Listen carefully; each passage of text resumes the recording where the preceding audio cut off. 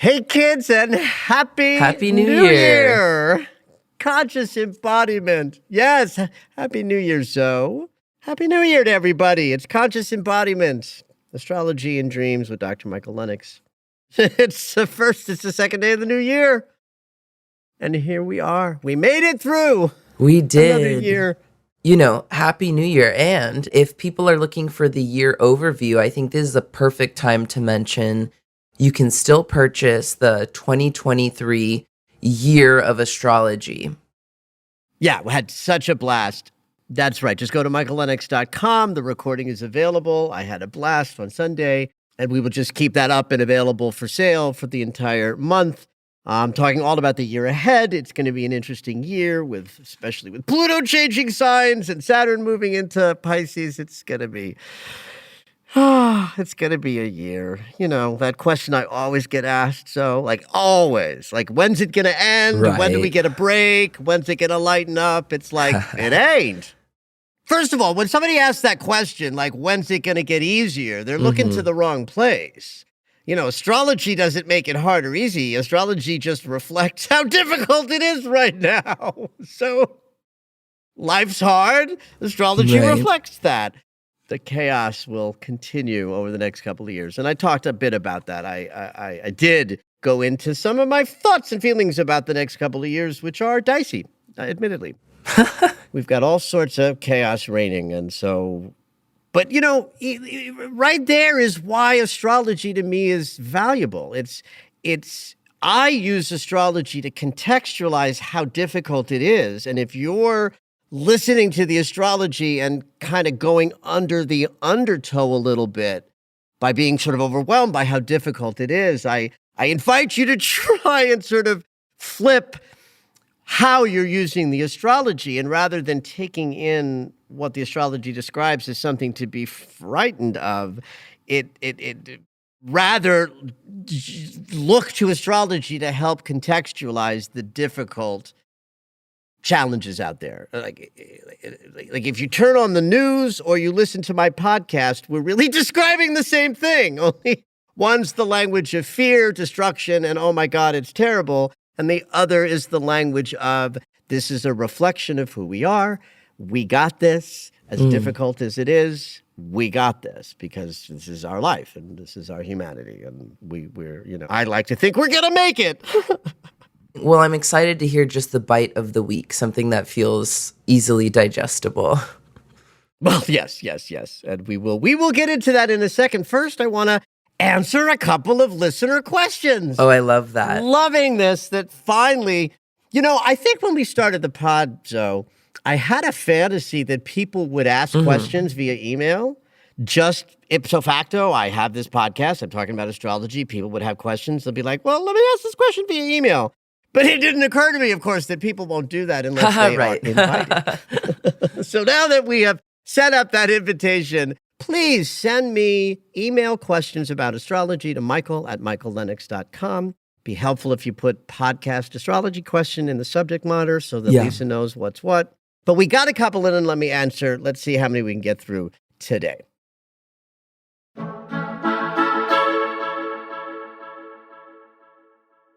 So Ida P. in Denmark. Ooh, yes, Denmark. Ida in Denmark writes a question. I see that soon all planets will be within the same 180 degrees. Does that mean anything? Now, it took me a few moments to figure out what exactly she was asking me. And then I realized she's talking about what we call in astrology splash, gather. So what this refers to is that over time, there is an undulating rhythm of the planets all sort of gathering together where they're in sort of a similar part of the solar system bunched up, and that would be gather, and then splash. Splash is when the planets are sort of spread out all over the place in a circular sort of even This reminds me of, have you ever seen that show, Third Rock? Yes. There was like a TV show a while ago, and the opening, or the opening for the show, the planets are all bouncing around.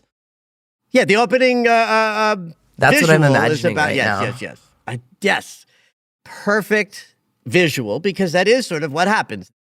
Now, this is a rhythm that plays out over years of time. Like, this is not a quick splash gather experience. This probably takes 5 to 10 years, and within that period of time, the planets will formulate a kind of gathered sensibility and then start to spread out into the splash. We are currently moving towards gather. So what Ida noticed is that, and it's true, if you were to grab a chart of the current moment, you would see that if you looked straight on at the circle of the chart, all the planets would be on one side, one half, where the other half would be empty, because we're moving in the direction of the planets gathering. And so in a year or two or so, they will be more bunched together, and then we will undulate back towards the splash. Now, this doesn't really have meaning because the planets are relating in a 360-degree dimension. It's like when someone will ask, they'll say, well, what does it mean that some of my houses in my natal chart are empty? Well, they're not empty because it's not what you're looking at in a flat two-dimensional map of the planets makes empty space look empty, but it's really not. Up there in the three-dimensional solar system, they're simply relating to each other. So this is an important way of distinguishing that this does not have any meaning, because the idea that they look to be on one side and not the other is 100% an optical illusion of taking a three-dimensional movement consciousness and looking at it in a two-dimensional visual. Now, there are probably astrologers somewhere, and have over the millennia, sitting in rooms discussing, well, what would the impact energetically be of the planets all gathered versus how it feels when they're all spread out? Because energetically, that would be different. But that's not the kind of astrology I do. Like, I don't do abstract thinking astrology. I really just do the day-to-day, how's the energy on a Tuesday, so that we can contextualize the bumpiness of this ride through an energetic description of something that reflects it. So, no real meaning, Ida, from this, but it is, in fact, an astrological phenomena that the planets move from bunching together to spreading out, and we're currently in a few years of them gathering back together.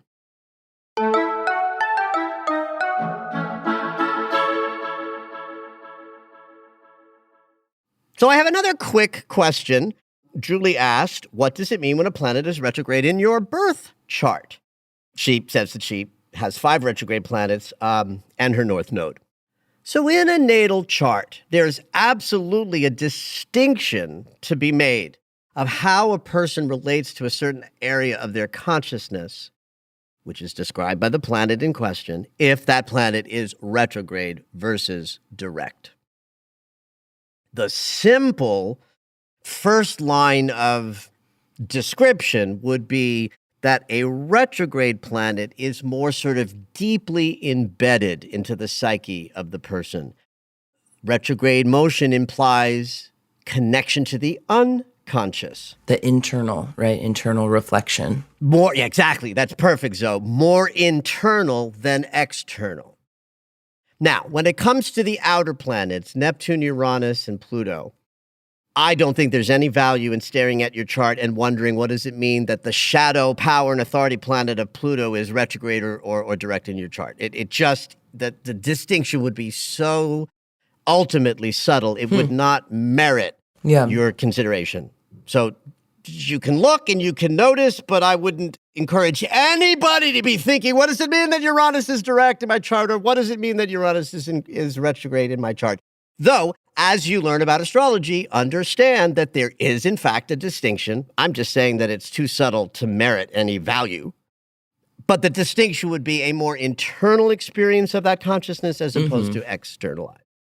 When it comes to the social planets of Jupiter and Saturn, now we're talking about a distinction that you might feel out in the world.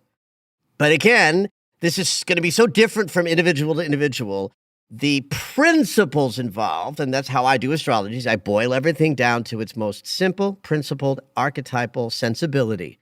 And you nailed it when you said internal, right? That's the principle. It's an archetype. Binary, internal versus external. So if Saturn is about our lessons and our struggles and how we learn and grow karmically, a retrograde Saturn probably implies that the work is more interior than exterior. That, like, my Saturn is retrograde in my birth chart, and my Saturn work was all about the inside of me, more so than the outside of me.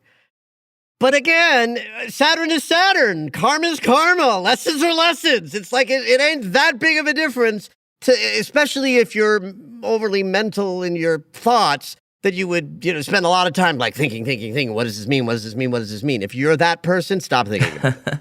little PSA for overthinking in there. Now, Jupiter, similarly. One might say that if Jupiter's the planet of manifestation and abundance and prosperity, a retrograde Jupiter might imply that you create your abundance from the inside out more than like chasing it from the outside in, if Jupiter were direct. Like, I have Jupiter retrograde in my chart. I have to wait for opportunity to knock on my door, which it always does. When I try to put something out there, it's not as successful as the moments when someone knocked on my door and said things like, I love your work, let's put you on this platform. Or how about this opportunity to collaborate with me? Right? I ascribe that to Jupiter retrograde in my chart. So that would, again, be the interior-exterior kind of concept of Jupiter's. More important for you to look at your chart, see which direction these two planets are in, and then decide what it means based on who you are and how your life works. Not the other way around. Like, you shouldn't look at your chart and say, oh my God, I've got to change who I am because Jupiter's retrograde in my chart. Rather go, now that I see that Jupiter is retrograde in my chart, how have I noticed that in my life, my bounty came as either an internal experience first or external opportunities, and make some assessments based on what you know. It's the personal planets retrograde in a chart that are very significant. There are lots more cases of people with Mercury retrograde because he goes retrograde so frequently, 3 times a year, almost 4. So there's a very good likelihood that in any given year, 45% of the people are going to have Mercury retrograde, or 40% of people will have Mercury retrograde in their chart. Probably less. But not that, more people with Mercury than Mars or Venus. One thing that happens with Mercury retrograde in a chart is when Mercury goes retrograde himself, those people have an easier time of it because they were born with communication consciousness slightly interior. Therefore, when Mercury returns to that posture, they're not as bumping up against things because it's a natural and organic energetic state. No. Now, if I'm sitting with somebody in a reading and I see that Mercury was retrograde in their chart, I'm going to know that they have some communicative inhibition. But I won't have any idea how, why, or what. Like, that, there's no standards to that. Like, one person with Mercury retrograde might have started to talk late, but another person might have great challenges with communication, period.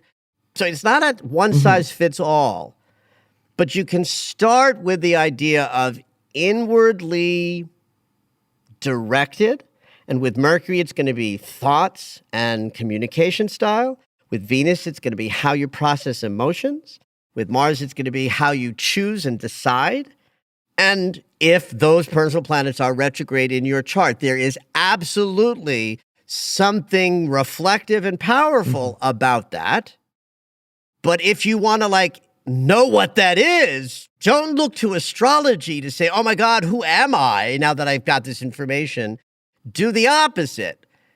Now that I see that Mars is retrograde in my chart, how might I reflect back on my lifetime of decision makings, or how I relate to my body that might reflect a retrograde inward sort of posture?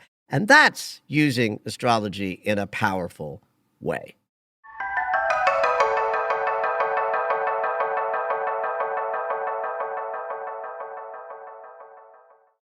There's a couple of things going on this week to talk about. Not a lot, but they're big. We got a full moon in Cancer on Friday. On Saturday, we've got the inferior conjunction of the retrograding Mercury and the Sun.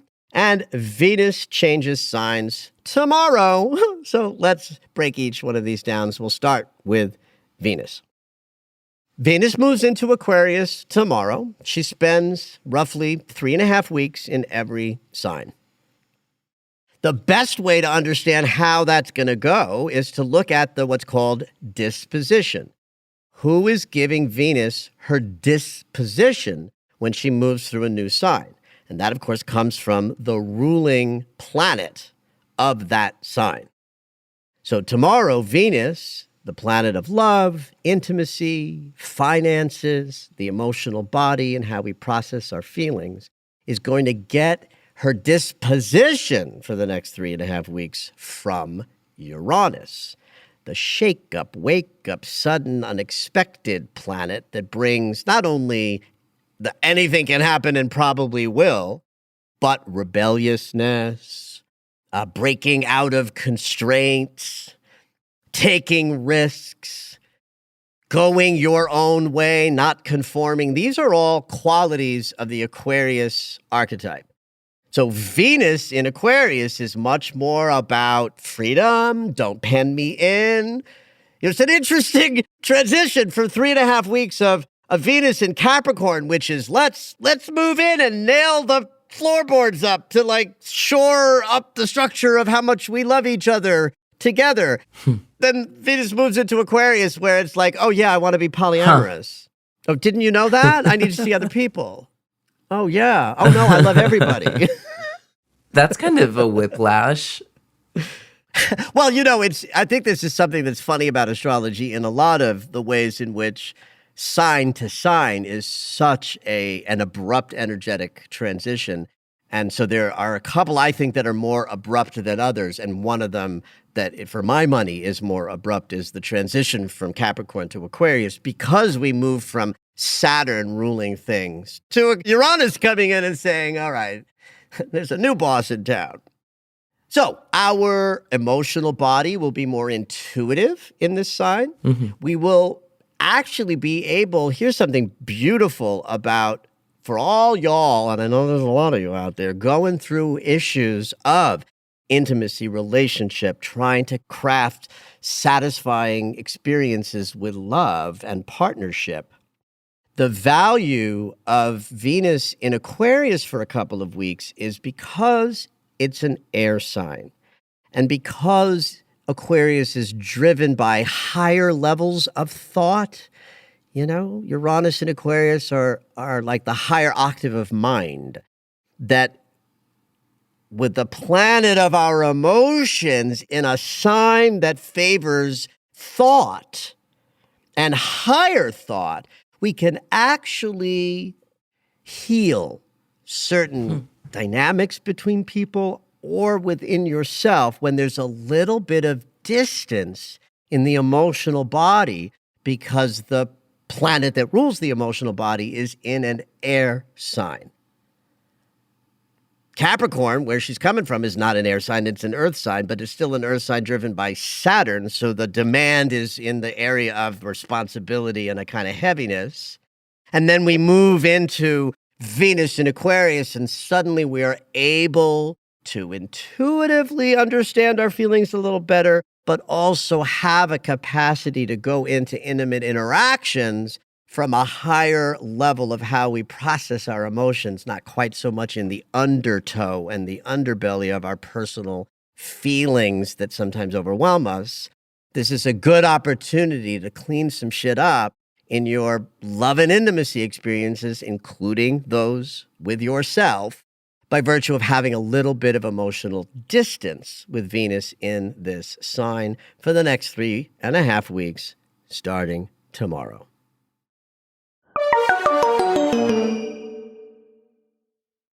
We have our first full moon of 2023 this week on Friday, January 6th, right smack dab in the middle of the afternoon Pacific time at 3:07 p.m. Pacific. We move through the Cancer full moon. So in the Capricorn mansion, we're talking about our public experience, our outside of the house experience. In the natural wheel of the zodiac, where Aries, where we begin our spring alpha omega at the spring equinox, that generates what we call the natural wheel, where Aries is sign 1, and then 2, 3, 4, all the way to Pisces as the 12th sign. And in that natural wheel, Capricorn is the organic ruler of what we would call the 10th house: work, career, legacy, public life, what you're putting out into the world. This is perfect when you think of the avatar for Capricorn as that goat that climbs the mountaintop, that we certainly understand as the sort of point of Capricorn is to get that goal taken care of, and the goat is that avatar. So if the solar mansion that we are in is all about that kind of effectiveness out in the world, at the full moon in Cancer, what we're looking to release is the personal inhibition to what might hold us back from climbing those mountains of our personal desires, goals, and ambition. Cancer is where we hold all of our fears and limitations from the past. Like if there's a sign that represents memory, it's Cancer. Cancer energy remembers everything, both from a obsessive place where people with sun in Cancer are more likely to be sort of ruminative, the gatekeepers of everything you've ever done in the past. And it's the mothering archetype. And if you think of mothers as the holders of the pain of life, they remember the burden. Ooh. So that caring maternal energy is caring and maternal because it remembers the rip and tear that brought life here, right? So Cancer is where we are the most inhibited and tender. Capricorn is where we're supposed to be the most, at least not extroverted so much as powerful outside in the world. And so what inhibits us from being more powerful is often the personal, private limitations that we have, the ways that we shut ourselves down because in our past we say, well, I fail at this, I'm not good at that, or I'm not big enough, I'm not good enough. Cancer's the mother energy. You say, woo, boo-hoo, I'm not good enough. Cancer won't say, yes, you are, get out there and climb up the mountain. Cancer will say, oh, baby, you come here, I'll give you a kiss and make you feel all better. You don't have to do anything out there in the world, honey. Mommy loves you. Which is a perfectly beautiful aspect of being a human being, right? But now we have to set this up into a full moon oppositional consciousness. And now we got the meaning of this full moon, which is I go within. I take a look at the ways that I have been afraid to move out more powerfully because of places where I say I'm not big enough, I'm too inadequate, I'm not worthy, I want to stay small, I want to stay safe. Heal them, release them, let them go under the power of the full moon to release so that we can climb the mountain of our goals and ambitions more powerfully. This particular full moon has a couple of things about manifestation mojo that's important. For one thing, Capricorn sun means we are thinking about what we want to manifest. It's a beautiful sign to bridge us from the last year into the new year because we can ride that sensibility of what do I want to accomplish next. So if this moon is going to help us release inner material so that we can move more powerfully up the mountain. It's like drop a few things out of your hacky sack so you can climb faster. That's this full moon. A trine between the moon and Neptune, the spiritual connection planet, means that our higher selves, our spiritual selves, our connection to the universe itself will assist us in what we're releasing during this full moon. We got the Great Spirit really has our back on allowing us to be vulnerable to release that which no longer serves.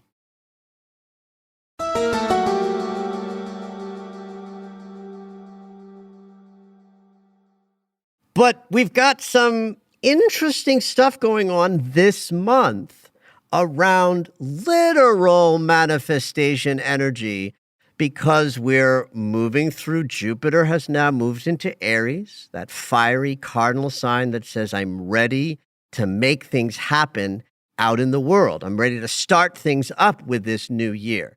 So that's another reason why what we let go of during this full moon will directly impact our ability to move further, faster in the months ahead.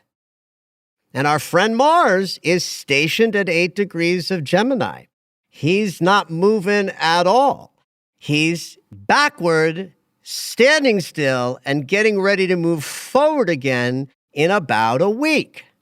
That means that what we let go of in this full moon goes into Mars's sensibility, so that when he starts moving forward next week, he takes all of what he helped us excavate since last year into our goal, manifestation, physical resource mojo as he moves forward over the next couple of months.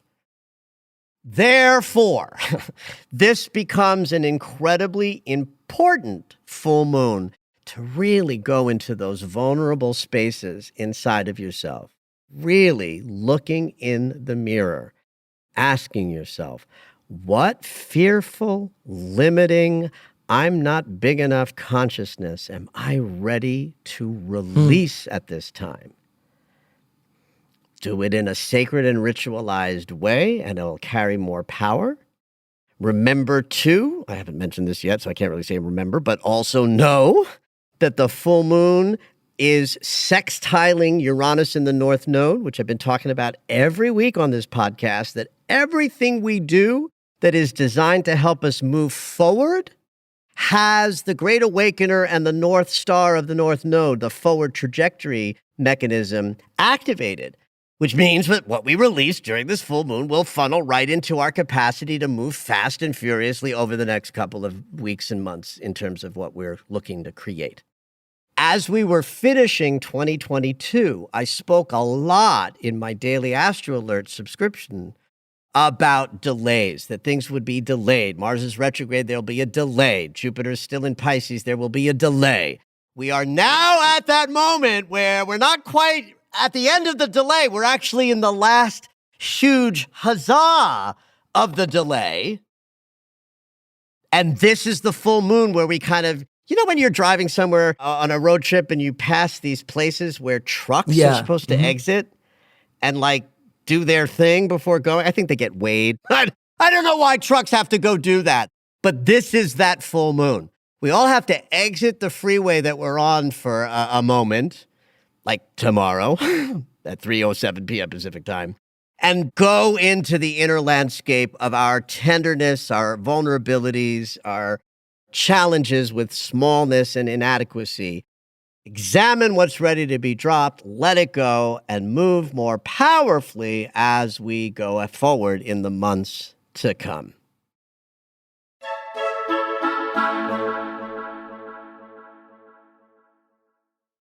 There's an incredibly important Mercury cycle event that's happening with this full moon.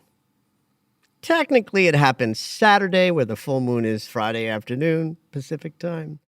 But good enough. Like, that means it's part of the full moon. But this is actually also something to be aware of specifically for Saturday, the 7th of January, because we've got what's called the inferior conjunction of Mercury and the Sun. This is a regularly occurring conjunction between our conscious awareness as represented by the sun, and our thinking mechanism as represented by Mercury. Those two things are not the same thing. One is abstract, it's identity-oriented, it's conscious awareness, it sort of references the statement, I am. And that's it. That's if the sun is saying anything up there, the sun is saying, I am. Right. Or maybe I burn. Here's what Mercury is saying. Blah, blah, blah, blah, blah, blah, blah, blah, blah, blah, blah, Everything and nothing.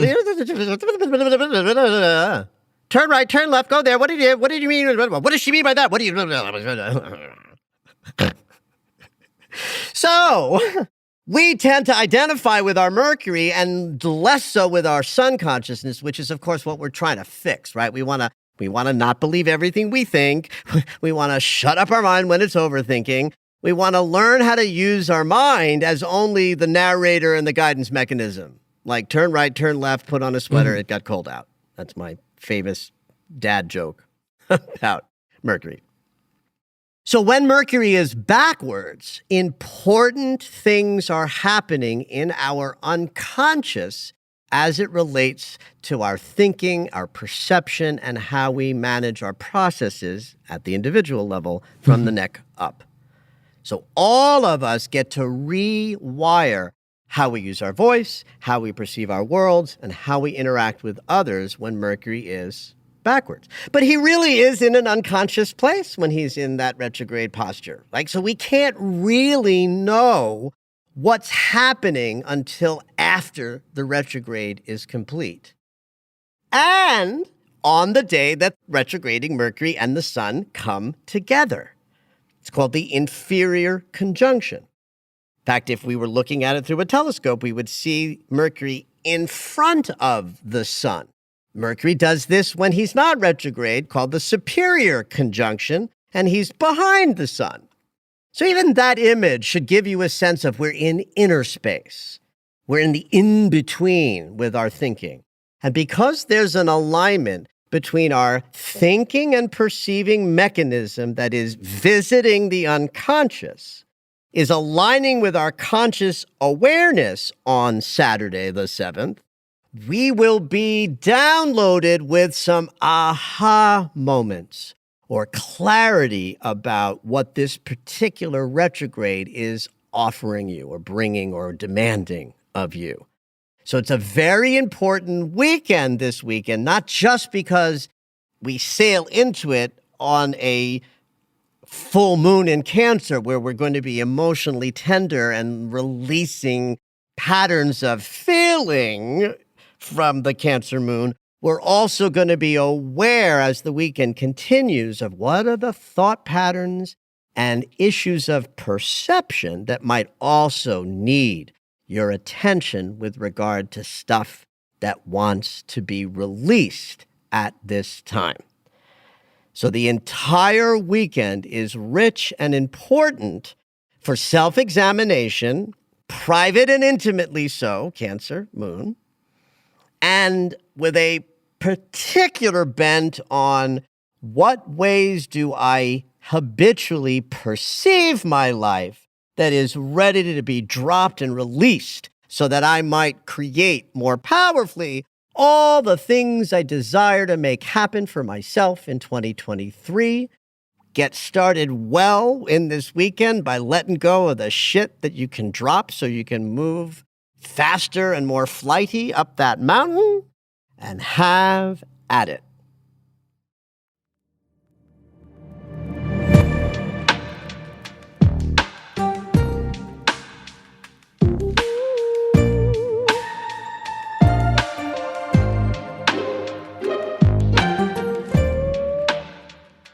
All right, it's dream segment time. Every week, Dr. Michael will interpret dreams that are sent in via email or take a live caller. If you would like your dream interpreted on the podcast, you can go ahead and email us at dreams@michaellennox.com. Hopefully your dream will make it onto the show.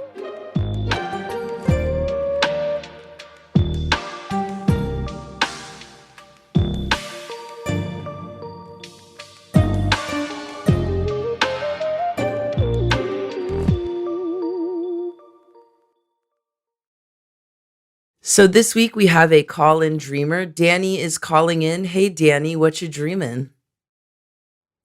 Hey, I am dreaming. So I had this kind of weird dream where I woke up on the back of a blackbird. So I was kind of like a little small human, like Thumbelina type thing. And I just thought it was so cool that I was flying in the sky. And I spoke out that I wanted to do it as well, or wondered if I could do it as well. And the bird spoke back saying that I could. And I was like, right now? Because we were really high in the sky, and I was a little afraid of heights. So I was like, are you sure, jump, Blackbird? like now? Yes. Yeah, exactly. And he's like, yeah, go for it. And I was like, I don't know about that. And he's like, that's fine, no worries. And I woke up in a separate part. There was nothing around me, but I knew I was back on the ground for some reason. And all of a sudden I was like, oh, I'm trying to become a bird, right? And then as I thought that, I felt my feathers physically form out of my fingers. It was kind of like tingly and really weird feeling. Yeah. And then I was shocked awake, and I saw the wings flap in front of my face, and they were like a bright red, and I fell backwards because I was kind of shocked that I was a bird. And I look over, and there's a girl sitting there, and she was really excited. She's like, oh my gosh, you guys are gonna get married. And I was like, what? And then she stopped being excited and the dream ended. It was really weird. I was like, what are you talking about? Was the sense that she was talking about you and the bird? Yeah, I kinda, yeah. But I had no idea who this bird was, and he wasn't there anymore. So it was really weird. I love it. Well, now I know what you mean, so now I know why you love this dream. Okay. Well, so it said that this was a dream that they had particularly responded to and wanted to make sure to try to get you on as a caller. Now I get why. Oh, cool. Well, let me just throw out a question or two to you. Like, I'm going to assume that if you're following me and you come to my meditations once a month and you're interested in my podcast, that you have a spiritual sensibility, or you would not be sitting on this podcast. Yes. What specifically do you take, forgetting about the dream and the complexity of the dream and the way that it unfolded, remove yourself from that for a second, and just, what does bird medicine mean to you? What would it mean for you to have an aspect of self that turns into a bird? What do you marinate on when you think of that idea? I would say it's kind of freeing to be detached from the earthly being that is stuck on the ground, and to be able to wander endlessly without the blockades of roads and traffic and the human existence, and just being free to wander wherever wings may take you, as the bird Damn, there's nobody could offer better language than that. That is stunning language. One of the things that's interesting to me about you in this dream, Danny, is that there's enough of a rejection of the medicine in the dream to satisfy me. And here's what I mean by that. I've been hearing dreams for many decades, and I've heard thousands and thousands of dreams, and it is rare for someone to have a dream of powerful animal medicine or some kind of a totem without there being some rejection of it. Right? The dream of the bear is bear medicine, power, strength, and the ability to rest and hibernate when needed, but to call upon the strength when required. That's bear medicine. But very few people have dreams about bear medicine where it's like, woohoo, I'm meeting my bear medicine. It's usually like, holy fuck, there's a bear. I'm scared, run away. But it's still a bear medicine dream, because that's the nature of dreams as I interpret them. This dream takes that even further, because it's not just about you associating with the bird medicine. It's actually you allowing yourself to become that, which is sort of like what we want to ascribe to. We want to understand that we are. I did some plant medicine a couple of years ago with a particular group of shamans that I have worked with over the years, and I remember at one point they left.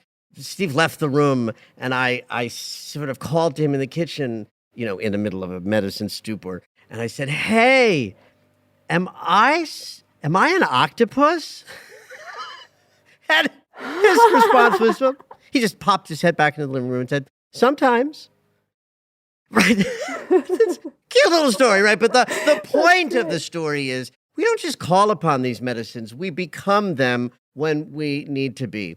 So you're sort of being shown in the beginning of the dream what would be the value. As you are this small little human on the back of a blackbird, that's as if to say, okay, I can in fact be carried by this medicine. This medicine is bigger than me. That's the most important, not the most, I mean, everything's the most important in my hyperbolic world, but I'm struck by that immediately. As we enter the dream, you're being given a gift of vantage point and benefit, and here's what it looks like when you fly like I do. And you wonder, can I fly? It's a perfect segue from here's what it looks like, and the very next natural thought might be, well, can I do that? And the person, of course you can. Interesting to me that your language, right after you said that the bird in the dream told you that you could fly, your language was, I woke up in a separate part. And then you continued, and I realized, oh, she's not saying she woke up. She's waking up in the dream. That language counts, Danny. Like the language you use to describe the dream is filled with meaning that your unconscious is expressing.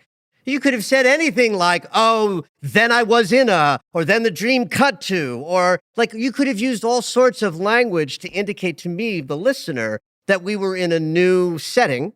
But you said, I woke up. And so I'm grabbing that to just be like, your little unconscious slipped that in there to sort of show us that this is a dream of you indeed waking up to something higher, something greater, something more expansive in your consciousness that relates to how you connect with this medicine.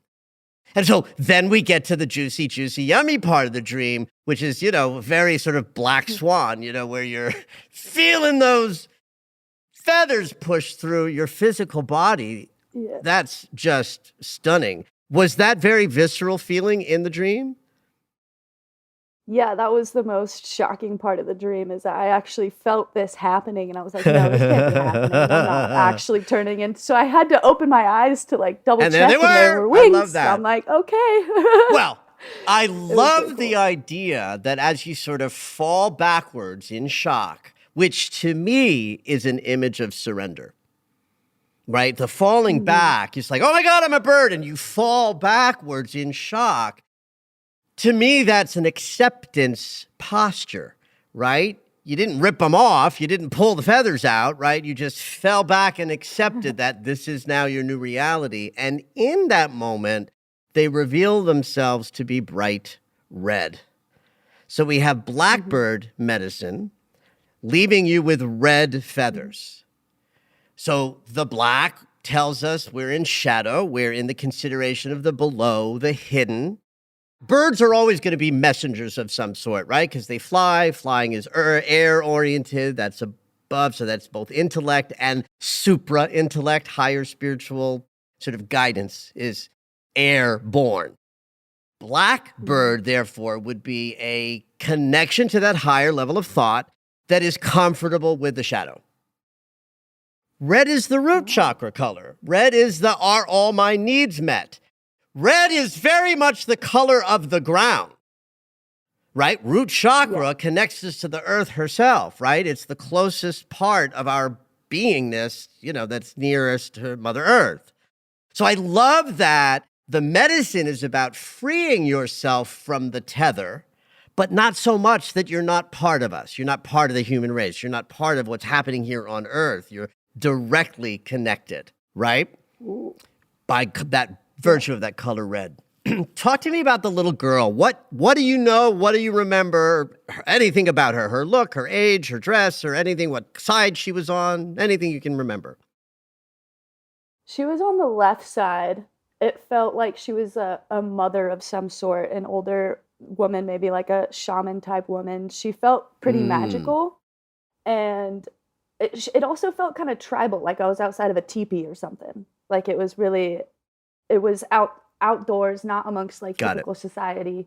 Got it. Yeah. And I just got the sense Got of it. So mother. we've got sacred, we've got mother, and we've got, we'll just call it ancient, First Nations. Like we're back before urbanization and consciousness of, Yeah. humans moving around in that way. Well, what does she declare? She declares that you are marrying the bird medicine. That's a beautiful integration symbol. You're going to marry this. You're going to take it in and you're going to vow to connect to this medicine because it's the right medicine for you to connect with. You need to marry this medicine. And that's just a way the dream is saying, all right, not only are we introducing you to a new higher level of awareness through this medicine, you must take it in, make a vow, and commit to seeing where this partnership will take you through the rest of your life. Whoa. That's so cool.